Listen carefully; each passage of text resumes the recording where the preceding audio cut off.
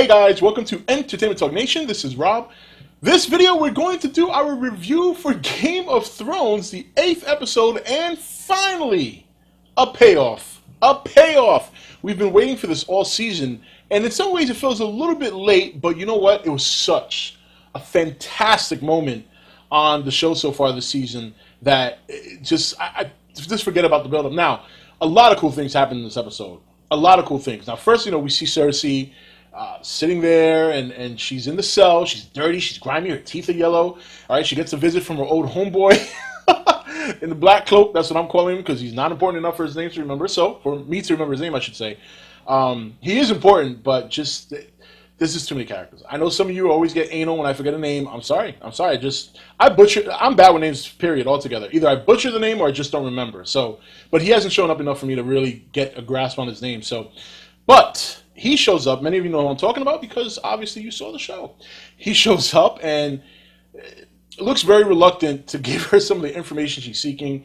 Her son, obviously, is very distraught right now. His wife and his mother are both held captive. We knew this was coming. We knew from the moment that Lancel first encountered Cersei earlier this season and told her what he confessed. And once we started learning about the Sparrows and learning about what they believe in, we knew this was coming. To make matters worse, she screwed the Tyrells and in turn screwed herself. So, now, imagine if they find out that the king was born on incest. Her son is going to get lynched. So, but it's funny because there was a brief moment that I sat there and I actually felt for her.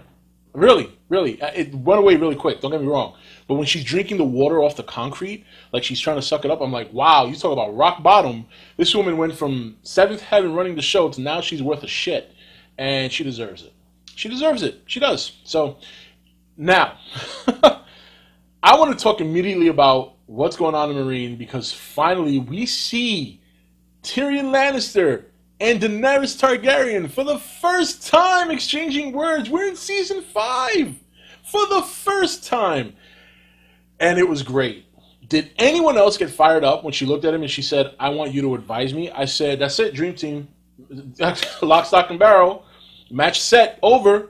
Just end the season right now. If these two put their heads together, if he gives her some of his knowledge, and he advises her with his wit, his knowledge, his gift for gab, his political approach, his intelligence, she is just ripe to be developed. And she's already experienced enough on her own. So you take two very hungry people in terms of her wanting the throne and him, look, I'm sure he wants to get not only his family, but any other family not have a chance to be on that throne. That's going to be a dynamic duo. It's going to be a dynamic duo. Now, this is Game of Thrones. Things change like the weather. 1 minute, these two can be talking great. Yeah, let's do this, let's do that. You'll rule the world. I'll be your advisor. Next minute, she's going to she might be out to kill him or he might be out to kill her. But it was nice to see the exchange of dialogue, and then you can see that look in her face, that determination when she says to him, I want to break the wheel. She doesn't want to keep the wheel spinning. She doesn't want to stop it. She wants to break it. She might need a little bit more men. So, it's different when you go to King's Landing. And not only that, you think about it. If she was to storm King's Landing, even if she had her dragons, let's assume she had her dragons. That would give her a distinct advantage to an extent. You got to consider the amount of damage the dragons would do and how much of that she would have to rebuild. But let's pretend the dragons are not there.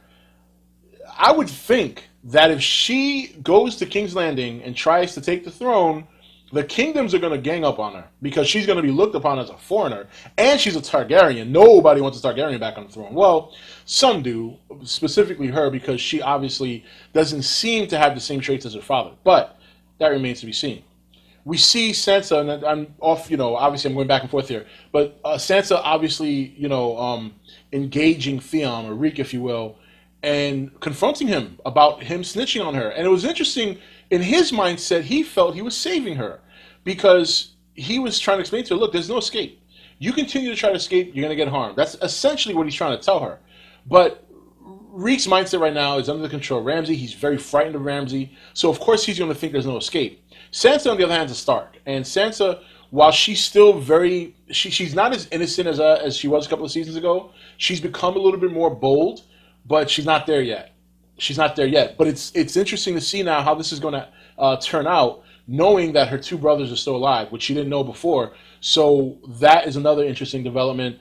Winterfell is a very interesting place right now with the Boltons there and Sansa there and all the things happening and Theon and Sansa seeing each other. It's some of the best stuff in my opinion in terms of dialogue and a little bit of emotion has happened in Winterfell. You know, Sansa being raped, Sansa seeing Theon again, Sansa finding out her brothers are alive. So I really like a lot of the things that are happening in Winterfell, and also learning that Ramsay he's kind of like Joffrey, just to a whole higher level. I mean, there was a person who made a comment on my last week's video, and I want to thank you because this was a very good point. I want to bring it up. I forget your name now. I should have wrote it down. But anybody who goes to that comment, they'll see it. He made a very good point. The difference between Ramsay and Joffrey is that Ramsay is a bona fide fighter. He can rule, and he is just much more sadistic. But finally, the part I really want to talk about, and to be fair, I have to bring up some of the other points. I know I missed out on Arya, but that's something I want to delve into a little bit deeper, perhaps in the next review, depending on how much they show. But let's talk about the meat and potatoes of this episode. That ending, that 20-minute ending, when we start off at Castle Black, you see Sam, Gilly's patching him up. You know, he's, feeling good. Busted his first nut ever in his life. Feeling confident. Little man comes in. Come in, man. Put my food on the table. But you can see the concern, the continued concern of some of the Night's Watchmen. Obviously, this little boy brings it up here, and of course, we all remember when the Fens and the Wildlings attacked his farm. They ate it. I mean, the Fens ate his parents. He said as much. It's crazy because you can understand that. It's a very conflicted emotion because when you think about how many years these groups have been fighting each other and the blood that's been spilled throughout the last couple of seasons, and now to see that Jon is doing the right step, I still believe it's the right thing to do, and I think this episode proves that. And something, I don't know, there's something about that boy now that's just kind of rubbing me the wrong way. I don't know, he's got this look on his face, and I just don't want him to sneak up behind Jon Snow and hit him with an arrow. That's all I'm saying. But we go to the Wildlings camp, the huge camp, many of them still alive, and the conversation takes place. Look, Jon Snow is a very good leader. He's very good at vocalizing and reasoning why he's doing what he's doing, and he's very objective. It's not like he comes out and he says, this is what we need, and you need to do this. No, he's saying, look, we killed your men, you guys killed our men, this is this, that is that, but we're all going to die if we don't team up for the greater good and stop this zombie army. And when that army showed up, when I first saw that cloud coming down the mountain, I thought it was like a storm. I thought a storm was coming. I thought it was going to be, that was at first. And then as it got thicker, I said, oh shit, maybe this is an avalanche. They're in trouble. Winter's coming, right? When all those people's feet disappeared from the bottom of the gate, I was like, oh, those are Wight Walkers. Those are Wight Walkers. And it was just an epic, epic scene when Jon was fighting one of the leaders, one of the four, I'm going to call them the four horsemen, because there was four of them. And he's fighting one of them, and this guy's weapon is shattering any normal mortal weapon. And he picked up his sword, which we all know what it's made of. Not only did he stop his weapon, one strike took his ass down. So that tells us it's not just the dragon glass. Obviously, the Norse steel, that steel obviously has an effect on them. Now, I don't know if that means that the dragon glass works on the regular zombies and that steel has to work on the leaders. Whatever the case may be, they have the weapons and the resources to kill these things. The problem is the numbers. And we saw what happened at the end when the other leader raised his arms, and within 5-10 minutes all these people were dead. They all raised up and nearly almost tripled that army. And when you see the things they can do, jumping off of cliffs, this and that, it's going to be interesting. And this is episode 8. I'm glad this happened episode 8. I mean, this would have been great for a season finale, but I'm glad it happened sooner because now I'm expecting a little bit more, not necessarily the Wight Walkers, but a little bit more of a payoff to some of the other things we've been discussing. But anyway, guys, that's it for this review. This is Rob signing off for ETN, where we don't do news, we just talk entertainment. Take it easy. Thank you for watching ETN. Don't forget to comment, share, and subscribe. Join the nation's Facebook page to meet other subscribers or visit ETN's Facebook page and Twitter page. Links for all are in the description. You're watching ETN. Share and subscribe. Hey guys, welcome to Entertainment Talk Nation. This is Rob. This video, we're going to do our review for Game of Thrones, the 8th episode, and finally, a payoff. A payoff!